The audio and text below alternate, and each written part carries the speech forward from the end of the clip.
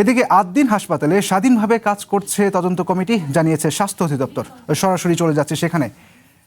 সঞ্জিদা, আদ্দিন হাসপাতালের তদন্ত কমিটি সম্পর্কে কি জানতে পেরেছেন? স্বাস্থ্য অধিদপ্তরের কর্মকর্তারা কি বলেছেন?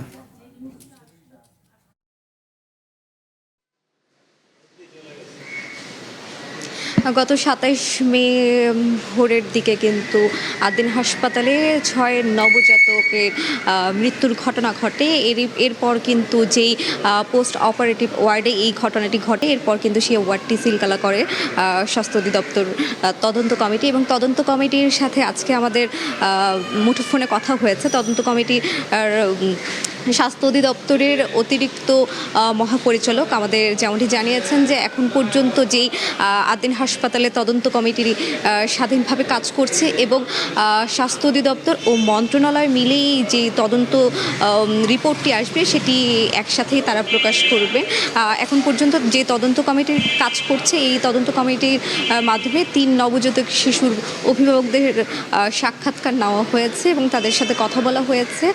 স্বাস্থ্য অধিদপ্তরের অতিরিক্ত মহাপরিচালক আমাদের যেমনটি জানিয়েছেন যে শুধু হাসপাতালের অবহেলা নয়, সার্বিক যে বিষয় রয়েছে সেটির বিষয়ে কিন্তু তারা তদন্ত কমিটি কাজ করছে। এছাড়া যারা দোষী সাব্যস্ত হবেন এই ৬ নবজাতকের মৃত্যুর ঘটনায়, তাদেরকে কিন্তু সবাইকেই কিন্তু আইনের আওতায় আনা হবে বলেও তিনি যেমনটি জানিয়েছেন এবং জিরো টলারেন্স কিন্তু এখানে নীতি প্রয়োগ করা হবে। তো আপনাকে যদি একটু জানিয়ে রাখি যে গত বুধবার অর্থাৎ ২৭ মে কিন্তু এই ৬ নবজাতকের একের পর এক মৃত্যুর ঘটনায় কিন্তু পুরো হাসপাতালে এক উদ্বেগজনক পরিস্থিতি তৈরি হয়। এর পরপরই কিন্তু এই হাসপাতালটিতে যে পোস্ট অপারেটিভ ওয়ার্ড ছিল এটি সিলগালা করা হয়। তো যেহেতু আমাদের কাছে স্বাস্থ্য অধিদপ্তরের অতিরিক্ত মহাপরিচালকের সাথে আমাদের কথা হয়েছে, তার থেকে আমরা এতটুকুই তথ্য পেয়েছি। এরপর হয়তো বা পরবর্তীতে আপনাদেরকে আমরা জানাতে পারবো। ধন্যবাদ সঞ্জিদা।